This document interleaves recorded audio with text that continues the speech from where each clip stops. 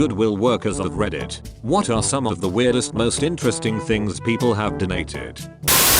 I was volunteering at a Goodwill once and while sorting donations, came upon an urn that still contained the ash of human remains. Oh grandma, always getting lost. Even as ashes she's so silly. Ashes to ashes, yucks to yucks. That's why I'm making my family get me stuffed. Can't get rid of me at Goodwill when I'm looking you in the eyes. 3-man tent. All poles. Excellent condition. Complete with shit-filled underwear stashed away in one of the pockets attached to said tent. Festival tent for sure. Orchids. Sharted and hid the evidence till later but forgot. I peed in a tent full of friends in my backyard when I was like 9. Went inside and changed into dry clothes without anyone waking up. Came back out and went back to sleep. The kid sleeping next to me complained about getting super sweaty last night. I've still never told any of them. Fun story. When I was a young lad I worked in the kitchen at a bar. There was a jar labeled fart. Do not open on a shelf since the day I started. It was referenced from time to time, but nobody was willing to open it. Finally, nearly a year later someone opened it for the princely sum of $20. It seemed like the second the seal was cracked, the entire room smelled like someone took it. The worst shit imaginable right there. A few days later the guy that opened it came back in, proudly proclaiming he had eaten Mexican food for lunch, and a new jar went up onto the shelf labeled fart. Do not open. That jar stayed there until after I left. It might still be there 15 years later. I don't want to find out. My dad used to prank us like this by quietly farting while he opened the fart jar. Just saying. Seems strange, looking back, that the jar never ran out of farts. Hey, a question I can answer. I've gotten lots of stuff. The usual sex toys. Lots of weed. I got a barrel of wine. Used needles, one of which I found with my finger. Once accidentally accepted a cat hiding in box of clothes. There were things like 14 featuring Christmas tree, Nazi lantern, knit dick sock. A guy tried to give me his truck once, which apparently my store does take vehicles but those are picked up after paperwork is filled out, not donated directly to the store. My lead got mad at me for taking a bouncy castle once. I saw a bouncy castle for sale at our Goodwill. They had it for $100 and someone came the next day on half off anything in the store and got it for $50. Why would they be mad you took it? Those are super popular and can be sold for a lot. Our store at least has a rule about inflatables. Can't test them. Don't sell them. I knew I wasn't supposed to take it, but how could resist him walking out later and asking if we could set up for break time?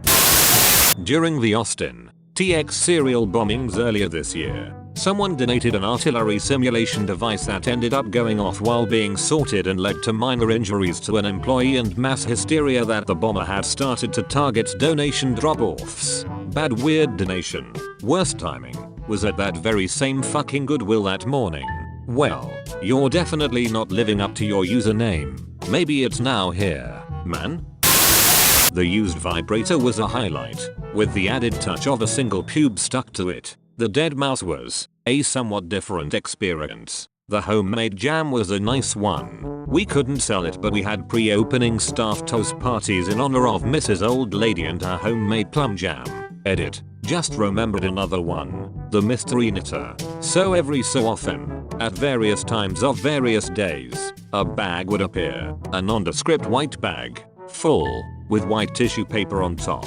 In the bag would be beautiful knitted baby wear, cardigans, hats, booties, all different sizes and colors, all hand knitted, with the same talcum powder scent. We tried to stake the front of shop out to find out who, but we never did. I still go in for a chat and a rummage and the mystery knitter is still at it. We like to think of some wee old lady lurking around until the coast is clear, then finagling the bag into the shop and leaving the scene unnoticed. With all the dildos and sex toys. An old lady knitting baby clothes is so sweet.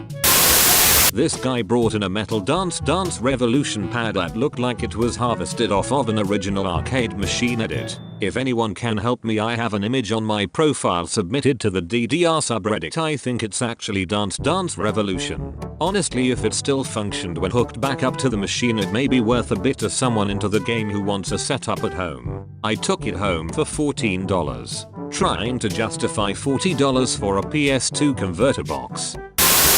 We got a winter jacket with a lice comb and an extremely old hard-boiled egg once. My co-worker took the egg out back and chucked it, which is how we found out about it being hard-boiled. Also, people have accidentally donated their groceries before. That's always interesting. Who in their right mind would throw out a perfectly good egg in this day and age? Can I offer you a nice egg in this trying time? Speaking of accidentally donating, my ex-wife had gone through my kids' toys and told me to donate them. They were in black plastic trash bags in the garage. I loaded them up and took them in. A month later she was screaming at me because all the Christmas presents were gone. Apparently she had put those in trash bags beside the donations and I was supposed to know that somehow. TLDR. Bought the same Christmas gifts for my kids and myself twice one year. Why would she put them side by side? It's like she was setting you up. Seriously, it's like the plot of a shitty sitcom.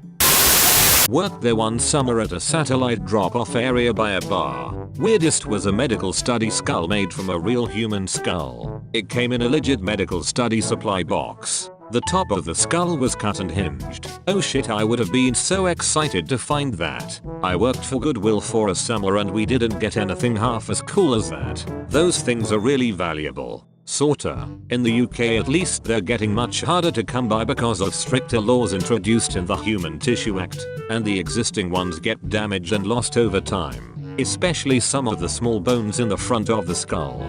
Plastic models aren't quite the same, and it's important to have real ones for teaching.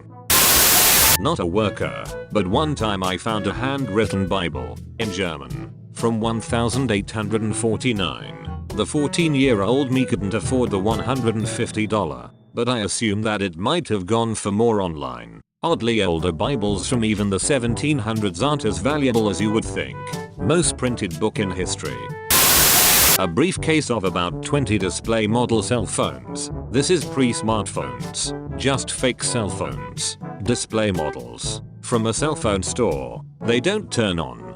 They don't have batteries. No electronics. Also used underwear with streak marks. Maybe they were thinking they could be used in someone's play. Yet, every little kid I know would love those fake phones.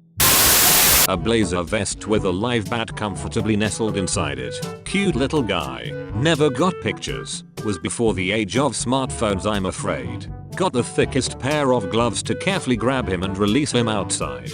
That would have been my favorite day at work ever. Please refer to the following Imgur bat sorting post and tell us which category of bat was donated. https://m.imgur.com/r/batty/btby0ye.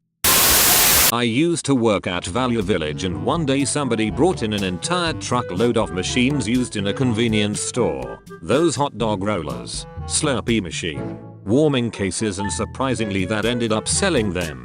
Stuff like that moves. There's always someone starting up a store or small restaurant, or just wants a cooler or heat lamp for their hangout spot. For a summer a friend and I made unreal amounts of money flipping small coolers, big signs with clocks, movable text, etc. Not to mention the absurd prices stuff like that commands when bought new.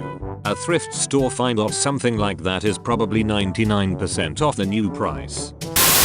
I have a different take on the Goodwill gold, and also, after reading this thread, gross. My area of expertise is instruments and occasionally people donate incredible antique instruments. There are many dealers who watch these, so it's not like you can go find one on the shelf for $50. But recently, for example, someone donated an amazing German cello from a respected maker made around the 1750s. Even without being able to take a good look at it, at auction it could have gotten anywhere from $5,000 to $30,000. But beyond the monetary value, imagine the history of an instrument that old, outliving so many of its players, being played in courts and concert halls before electricity could light them, being made completely by hand. Even the source trees were cut down by hand and horses pulled them to a mill. Performance after performance for over 2.5 centuries, all to end up being given to the Goodwill. It sort of short circuits my mind a little bit to think about how we lived then and how we live now, and then sometimes how those times intersect at the Goodwill. Kind of sad, kind of beautiful. Oh good lord, you made it to the end of the video. Give this video a thumbs up so I can give my butthole a thumbs up. And if you like my videos, please feel free to subscribe. I post my bullshit every other day. Thank you, Flea.